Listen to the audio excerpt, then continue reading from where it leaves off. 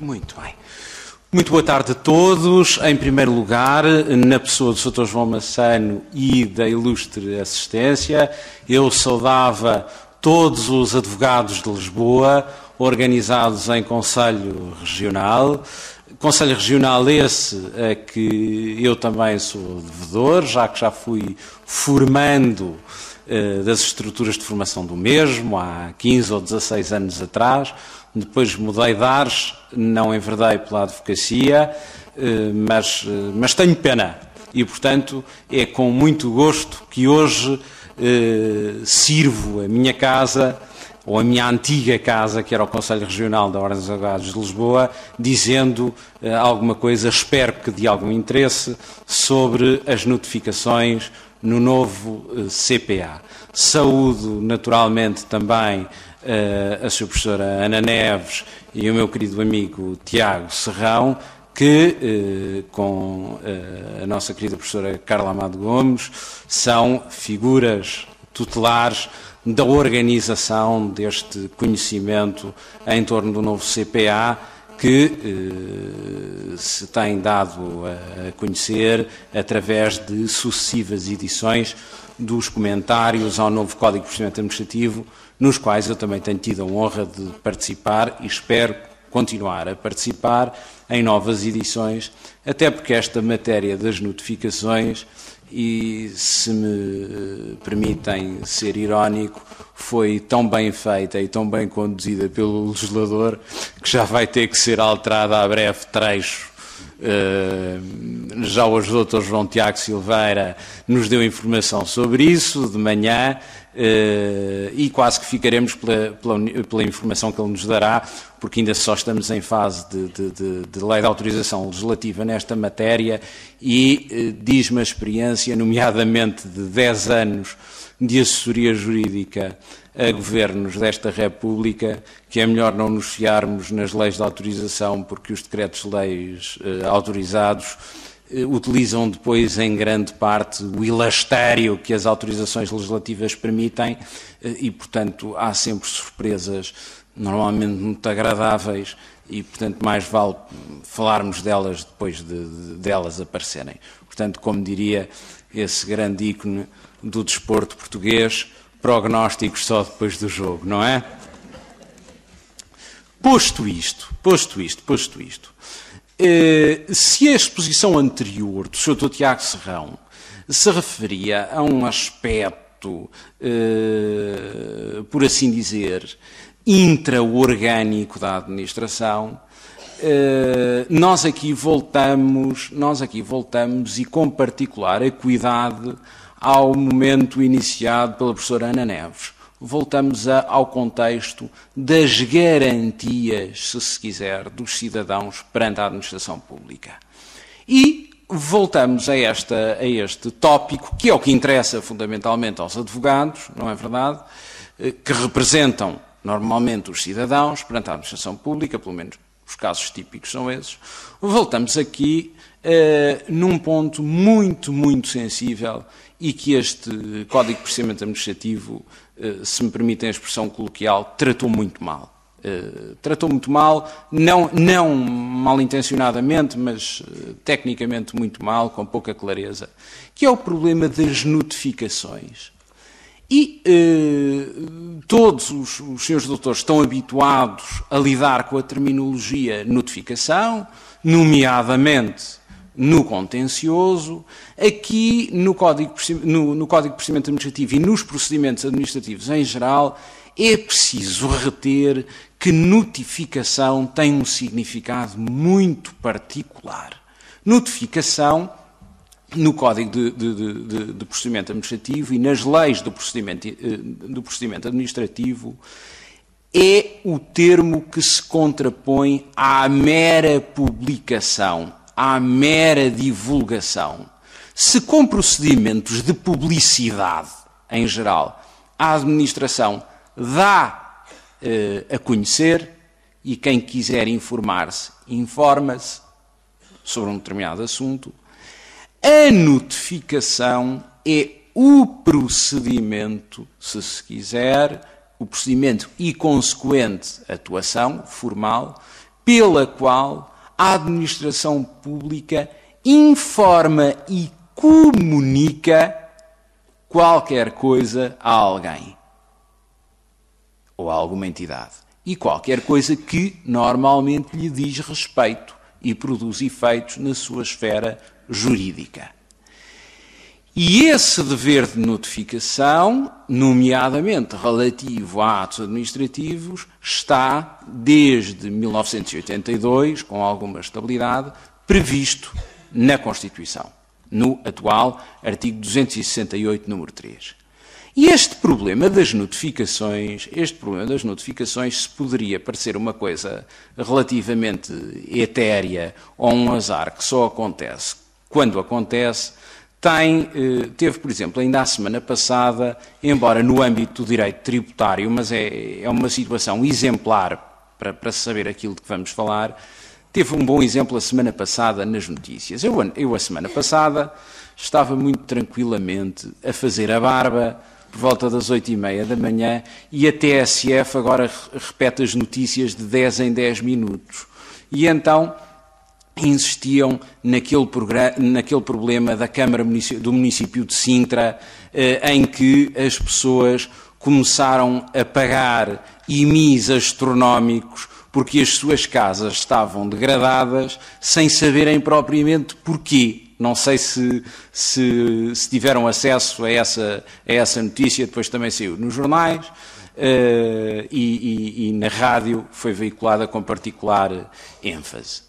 E então, o que é que nos aparecia? Aparecia-nos essa notícia, a lei efetivamente prevê essa possibilidade, avaliação da degradação dos municípios, ou por parte dos municípios, eles é que fixam exatamente a proporção de agravamento do IMI dentro de determinadas balizas e depois a autoridade tributária faz o seu serviço.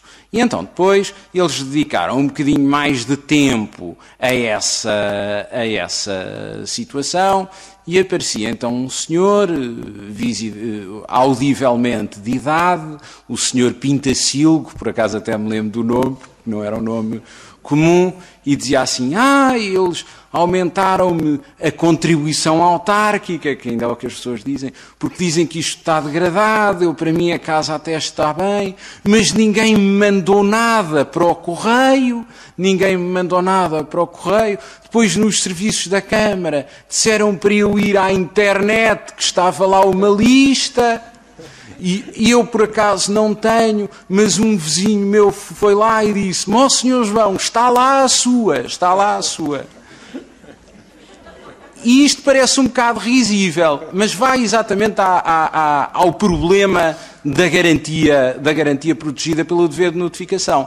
Depois vem o Dr. Basílio Horta dizer assim, pois é, nós não demos conta, pensávamos que a autoridade tributária é que notificava, não notificou, pois eu já fui advogado, se eu fosse advogado de algumas destas pessoas, com certeza que reagiria já em termos de garantia dos meus clientes, mas depois acrescentou isto, acrescento mortal.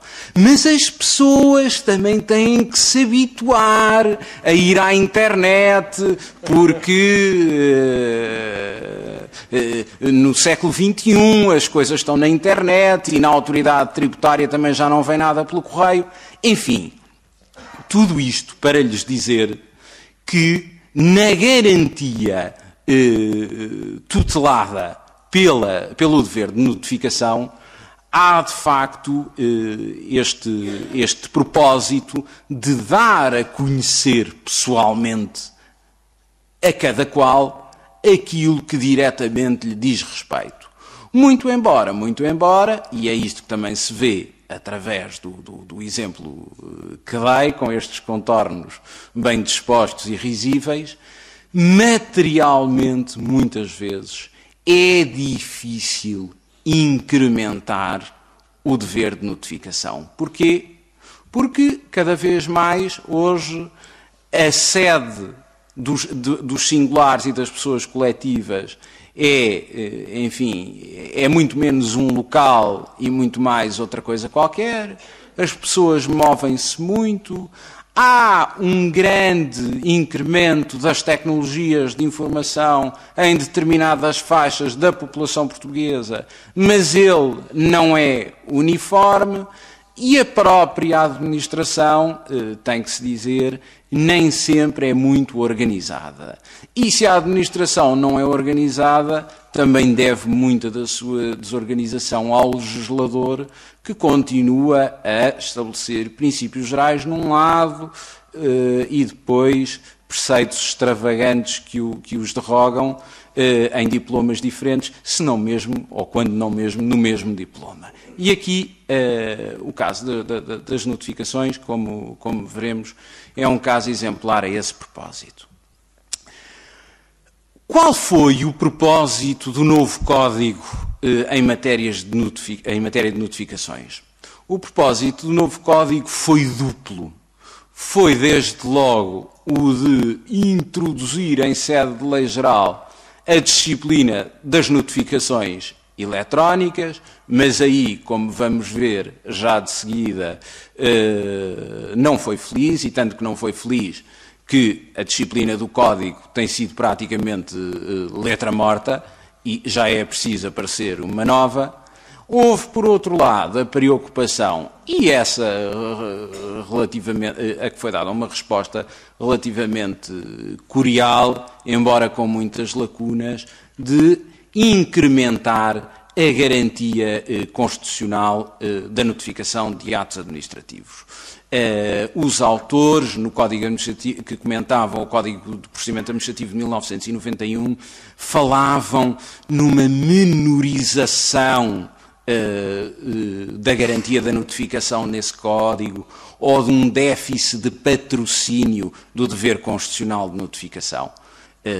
Sérvulo Correia, Esteves de Oliveira, Pedro Gonçalves e Pacheco de Amorim foram, nomeadamente, os autores que mais se referiram intensamente a este assunto, e, de facto, o Código Novo, até por ter tido o professor Sérvulo Correia como um dos seus autores materiais, tentou, enfim, eliminar essa menorização e esse déficit de patrocínio.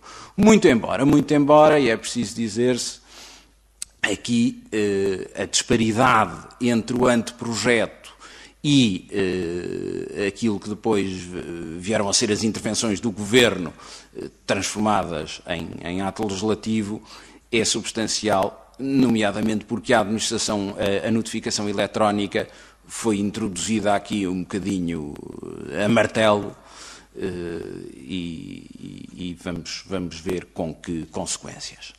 Ora bem, e então, sobre que aspectos é que incidiram as modificações essenciais do novo Código em matéria de notificações? O primeiro aspecto, e eu arrumava já, porque é muito simples, é o aspecto, se quiser, dos autores das notificações, ou, se quiser, dos órgãos que têm que cumprir, dos órgãos adstritos ao cumprimento do dever de notificação dos atos administrativos. Naturalmente, que o grosso da sujeição passiva ao cumprimento do dever de notificação passa agora para o órgão responsável pela direção do procedimento. A professora Ana Neves já esclareceu, enfim, o significado deste novo ator procedimental. Ele é, no fundo, aquele que prepara a decisão e que a prepara mais latamente do que o fazia anteriormente o órgão instrutor. Porque aqui todas as fases pré-decisórias, em princípio, são levadas a cabo por um órgão diferente do órgão que vai decidir. É o que decorre dos artigos 55 e seguintes, já tiveram acesso a eles, ou à explicação desse regime, talvez agora não me repetisse. Há também alterações muito significativas relativamente aos atos sujeitos à notificação. O artigo 114 vem agora introduzir modificações àquela que era a doutrina do artigo 66 do Código Velho. Temos também alterações significativas ao nível do conteúdo das notificações.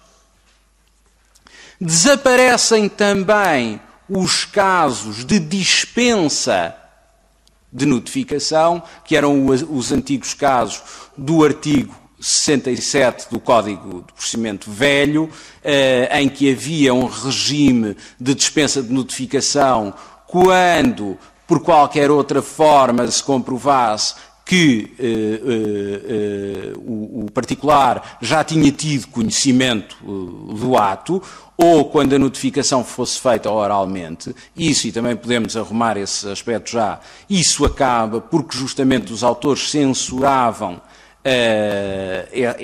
essa dispensa de notificação, identificando-a como uma das manifestações mais significativas do tal déficit de patrocínio. Temos alterações também ao nível da forma, da perfeição das notificações e, finalmente, dos efeitos da notificação. E aí é muito importante também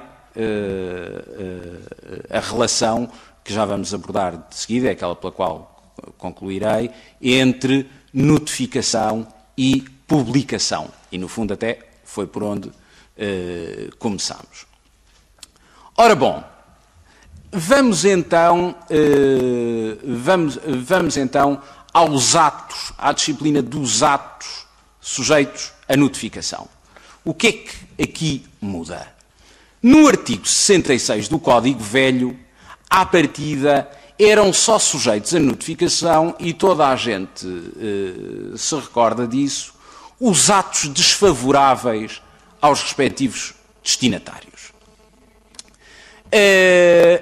Isto deixa de ser assim porque o artigo 114 fala-nos em serem notificados todos os atos administrativos aos respectivos destinatários.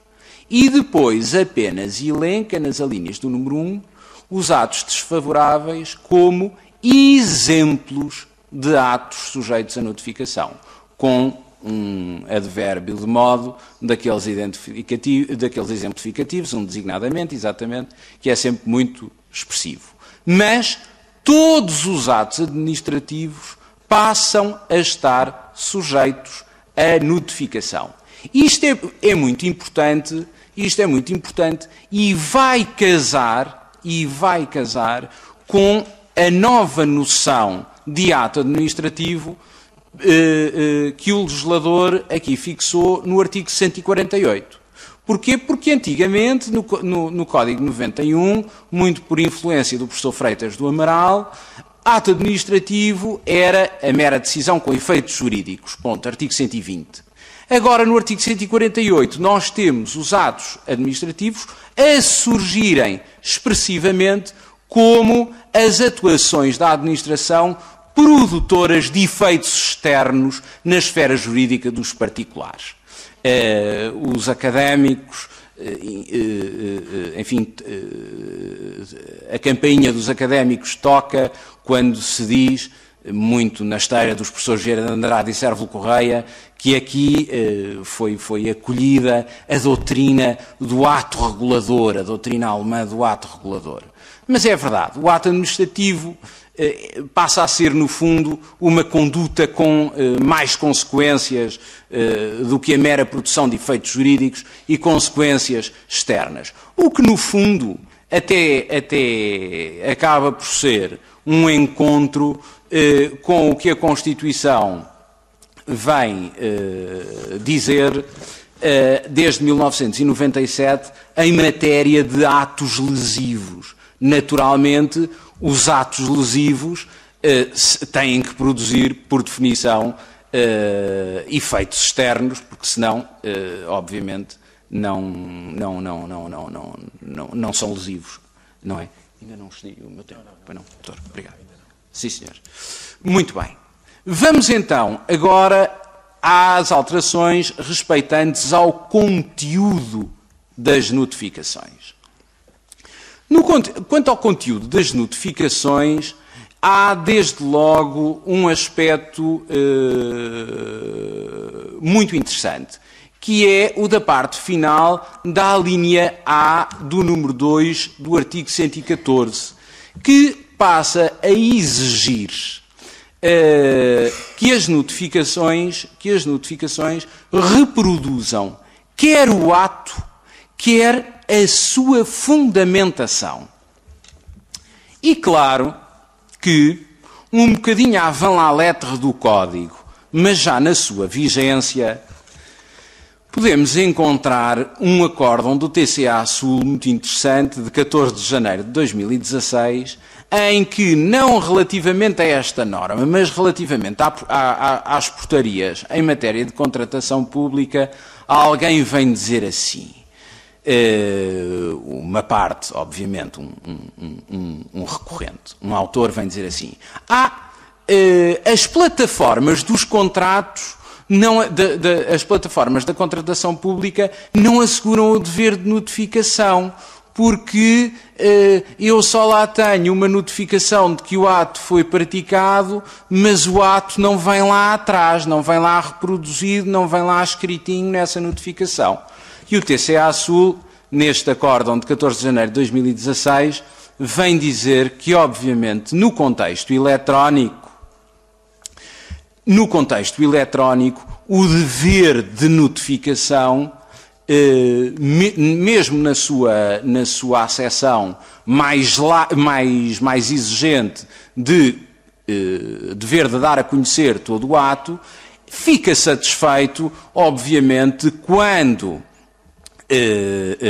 através de uma notificação numa plataforma eletrónica, temos acesso a um link que nos dirige para o ato propriamente dito. Neste caso estava em causa o conhecidíssimo link para as adjudicações, ou para a adjudicação nas plataformas dos contratos. Mas, como veem, os juristas e os advogados, e bem, são imaginativos e, portanto, inventam sempre, quando é preciso, e muito bem, para a tutela jurídica dos seus clientes, inventam sempre forma de furar os esquemas regulativos, principalmente quando eles são pouco claros, não é? Muito bem. Depois, ainda temos outros dois aspectos muito importantes aqui no artigo 114, que são os seguintes. Por um lado, desaparece a possibilidade de notificações abreviadas quando o seu conteúdo dissesse respeito a diligências processuais. Isso era também um dos déficits de patrocínio do dever de notificação do Código antigo. Isso desaparece. Por outro lado ainda, no artigo 114, há uma importante norma em matéria de, se quiserem, garantias impugnatórias e sua relação com a notificação, que vem agora bem expressa no seu devido lugar, que é o da disciplina das notificações, e que nos vem dizer que quando o meio de reagir graciosamente ao ato é mal indicado na notificação, isso não preclude a oportunidade de, ou através desse meio errado, ou através do meio certo, quando lhe for indicado, o particular ter inclusivamente mais tempo para reagir, uma vez que a indicação lhe foi dada para efeitos de recurso hierárquico, nomeadamente recurso hierárquico ou outros recursos, quando a indicação lhe foi dada de forma errada na notificação. Sobre o conteúdo, estes seriam os aspectos que eu destacaria. Não posso deixar de remeter também para o meu artigo nos comentários, em que desenvolvo tudo isto, obviamente com mais detenção. Depois, já lhes falei da eliminação da dispensa. Vamos às formas de notificação. As formas de notificação têm aqui alterações muito sensíveis. E porquê? Porque o Código Velho era, para além de não acolher a notificação através de meios eletrónicos, que vinha acolhida em legislação avulsa sobre os serviços públicos, mas não no CPA de 91, obviamente, porque em 91 a internet era ainda uma miragem, pelo menos no seu uso regular. Mesmo ao nível das formas mais clássicas de notificação, como a notificação postal, edital, por telefone e por telefax, e também quanto à notificação pessoal, o CPA era muito lacunoso. Apenas indicava estas formas de notificação no artigo 70, estabelecendo-lhe muito poucos pressupostos, não estabelecia as formas de perfeição. E o que é que normalmente a jurisprudência fazia?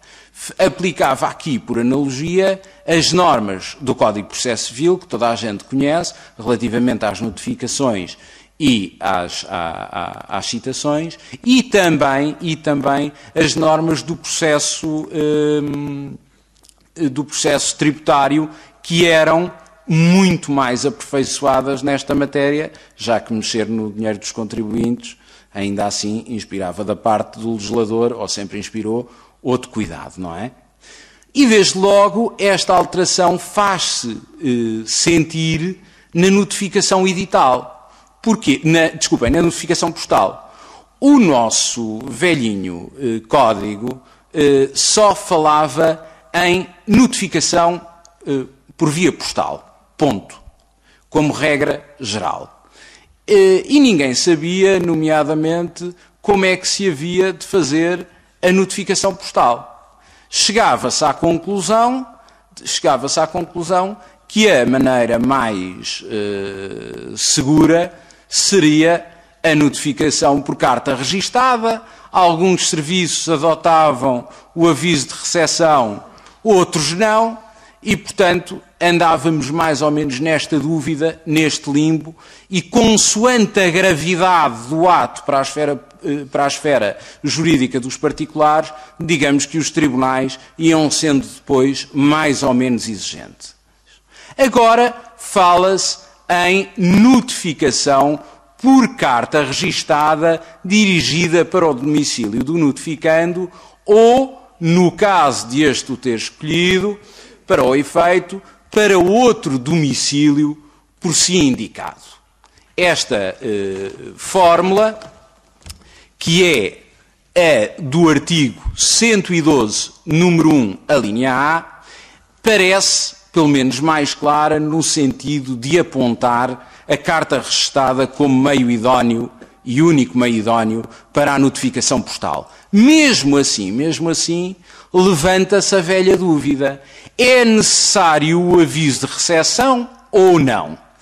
O artigo 113, número 2 do Código, quando vem dizer que a presunção, a velhinha presunção judicial, que agora também vem aqui para o CPA, da notificação no terceiro dia após, pode ser ilidida se o particular demonstrar que efetivamente a recepção postal não se processou bem e, ao dizer-se na parte final que o Tribunal ou a Administração podem diligenciar junto dos serviços dos Correios se a recepção e a chegada ao destino se processaram ou não em termos eficazes, aponta para que a regra aqui é a da carta registada sem aviso de recepção.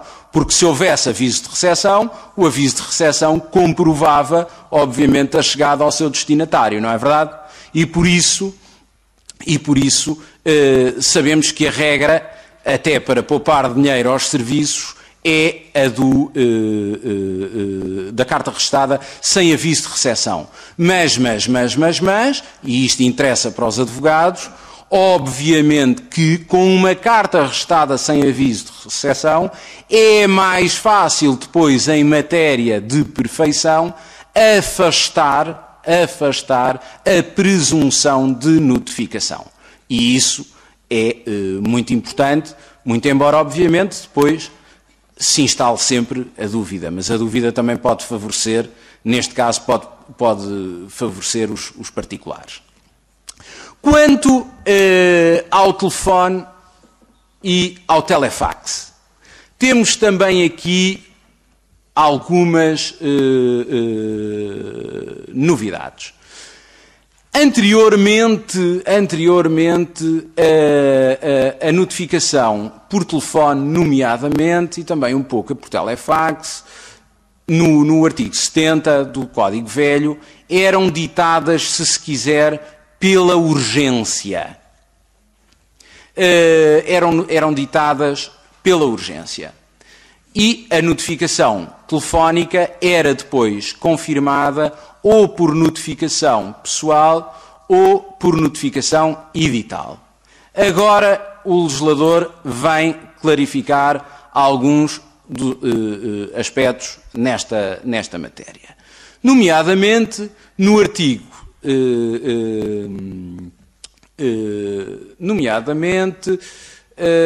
no artigo 112, número 2, vem-se esclarecer que, para as pessoas coletivas, desde que elas apresentem no seu papelinho timbrado números de telefone ou de telefax, a notificação por esta via é consentida. Para os particulares, exige-se o consentimento para este meio de notificação, sendo que, quanto à notificação telefónica, ela passa a ter sempre que ser confirmada por notificação postal, nunca por notificação edital, como se verificava, nunca por notificação pessoal, como se verificava antigamente. Portanto, são estas as matérias fundamentais neste domínio. Vamos agora ao domínio das notificações eletrónicas, que esse é que nos introduz aqui grande polémica. E então, o que é que se vai passar em termos de notificações eletrónicas? E que nos complica claramente a vida. Só um momento para me situar aqui.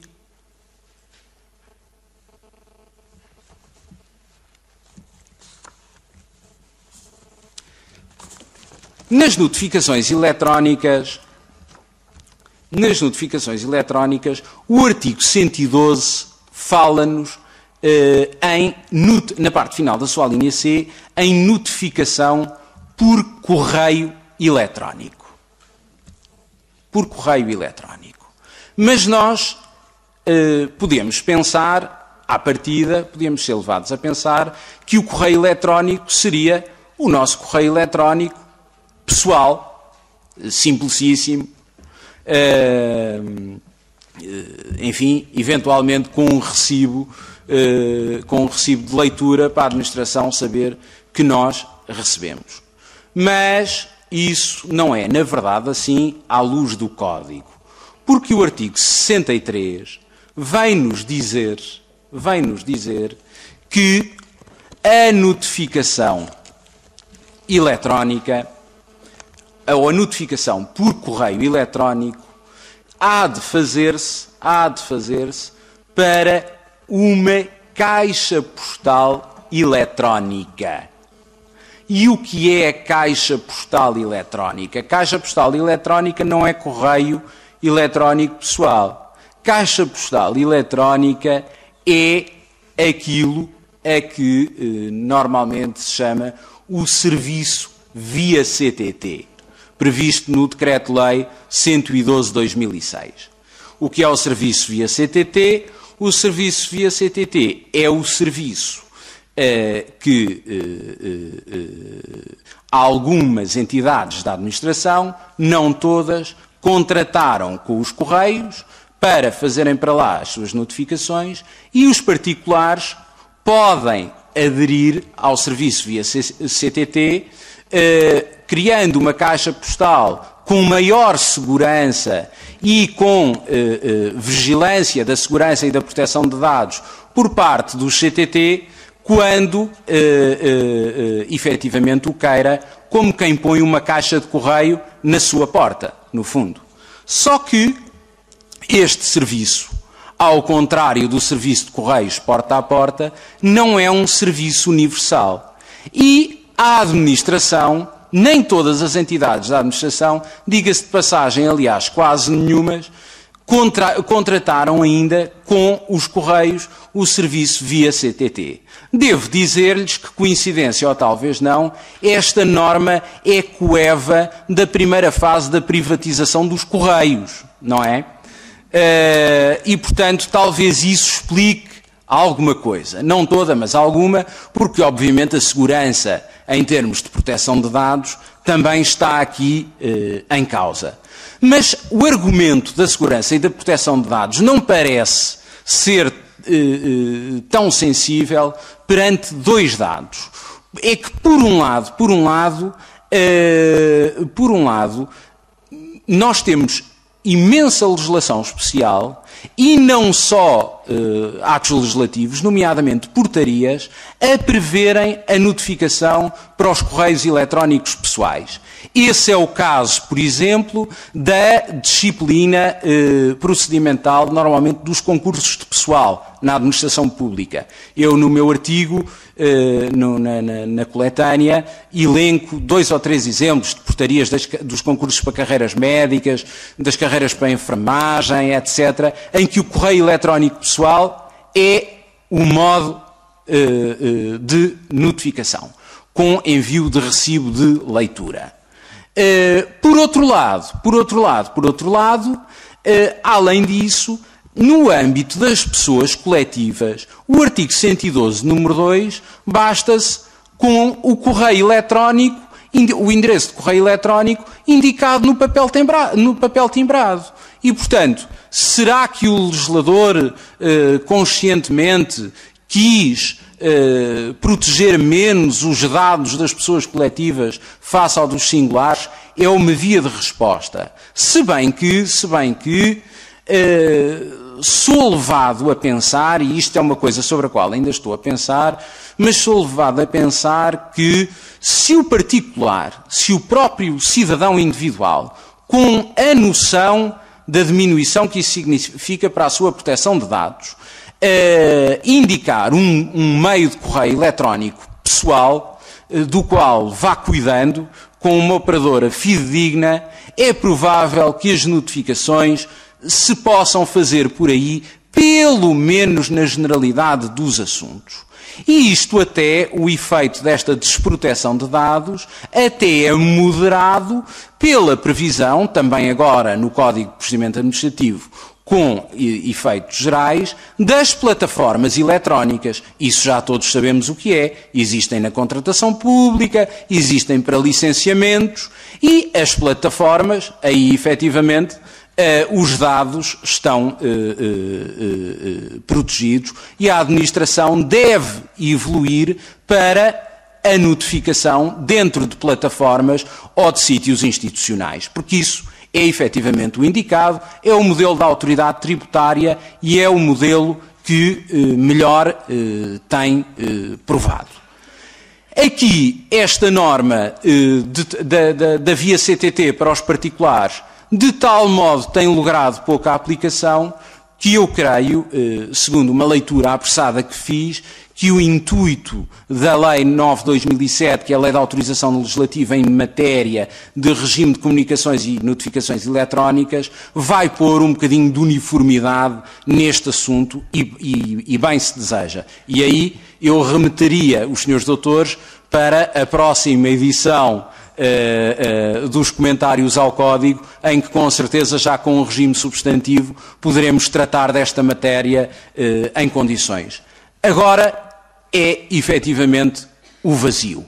Diga-se que isto também é moderado porque, mais uma vez, e tal como sucede para o telefone e para o telefax, no âmbito, ou para os cidadãos individuais, a notificação, o uso de meios eletrónicos, artigo 63, nas comunicações e também nas notificações, está sujeito à autorização dos mesmos.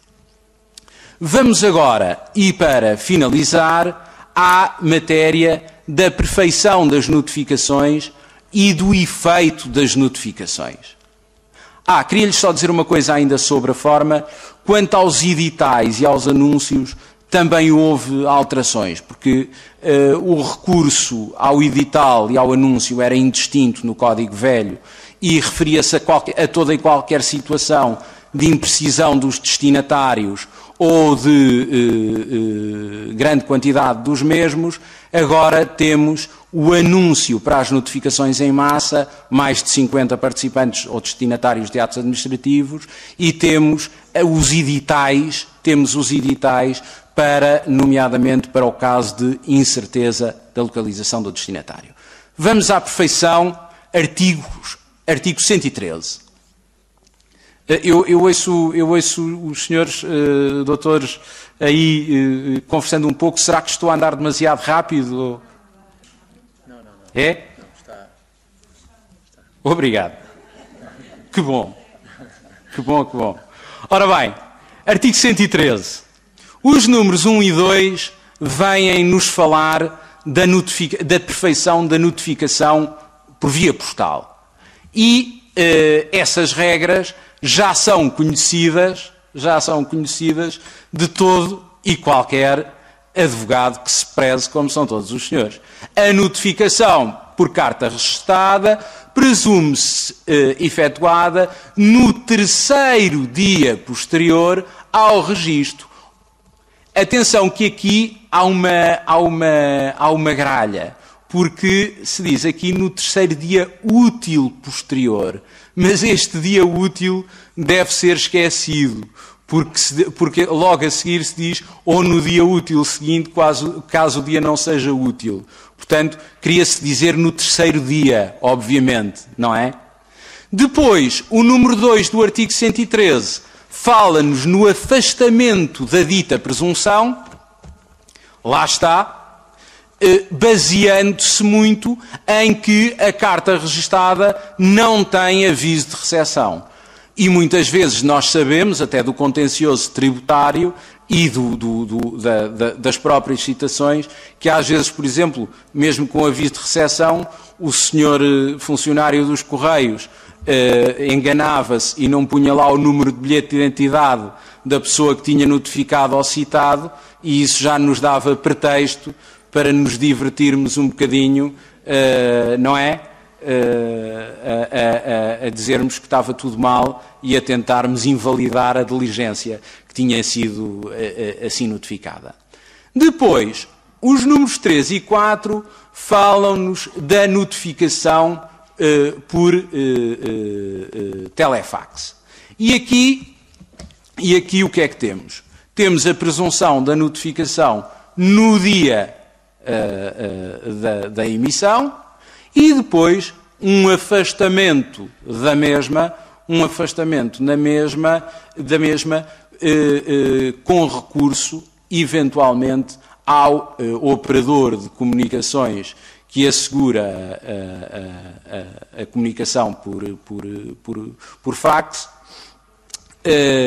por telefax, quando se prove que a recepção não foi feita ou não pode ser feita no dia da emissão, naturalmente. o correio eletrónico simples, nos casos em que é utilizado, até por força da legislação especial, deve efetivamente contar com a aplicação por analogia desta disciplina também, sempre que possível, já que, ao contrário do que sucede na via CTT, não há um acompanhamento, se quiser, par e passo do percurso da correspondência e da notificação. Vamos então agora às nossas queridas notificações eletrónicas até ver, não é? E o número 5 diz-nos que a notificação por meios eletrónicos considera-se efetuada no caso da notificação por correio eletrónico no momento em que o destinatário acede ao específico correio da sua caixa postal eletrónica. Portanto, o serviço via CTT, isso é verdade, permite controlar este acesso. No caso das plataformas eletrónicas, é, obviamente, o acesso à notificação no âmbito de plataforma, a data desse acesso, que é a data da notificação. Mas o número 6, obviamente, prevê válvulas de escape para anomalias ao nível da notificação eletrónica, nomeadamente tendo o notificando que provar que não percepcionou a notificação em condições por causa que não lhe foi imputável. Os artigos, os números 7 e 8 do artigo 113 falam em termos que me parecem claros da perfeição das notificações por telefax e por telefone. Duas notas finais e muito importantes. A primeira, voltando ao artigo 114, número 1, é de que a notificação é hoje feita a notificação de atos administrativos, diga-se, é feita aos destinatários e não aos interessados nos atos. Como se dizia na legislação anterior, no artigo 66 do CPA. Isto o que é que e 70? O que é que isto significa? Significa que vem-se pôr, cobra aquela velha dúvida que, nomeadamente, os anotadores do CPA velho introduziam, dizendo não são todos os interessados que têm que ser notificados de um ato administrativo. São sim os seus destinatários. Uma licença de construção não tem que ser notificada a toda a vizinhança e só ao seu titular. É esta dúvida que se vem agora esclarecer. Finalmente, aspecto muito importante é o do novo artigo 160 em matéria de efeitos das notificações. Como sabem, os efeitos das notificações, que são, no fundo, a eficácia do ato administrativo, nos termos do artigo 132 do Código Velho, corriam, nomeadamente, contra os destinatários de atos administrativos desfavoráveis, apenas com a notificação no caso de não haver publicação obrigatória. Ora, mais uma vez, se dizia, e muito bem, que havia aqui um gravíssimo déficit de patrocínio do dever de notificação dos atos administrativos, que é o dever de dar a conhecer, de fazer entrar o ato pelos olhos dentro do destinatário.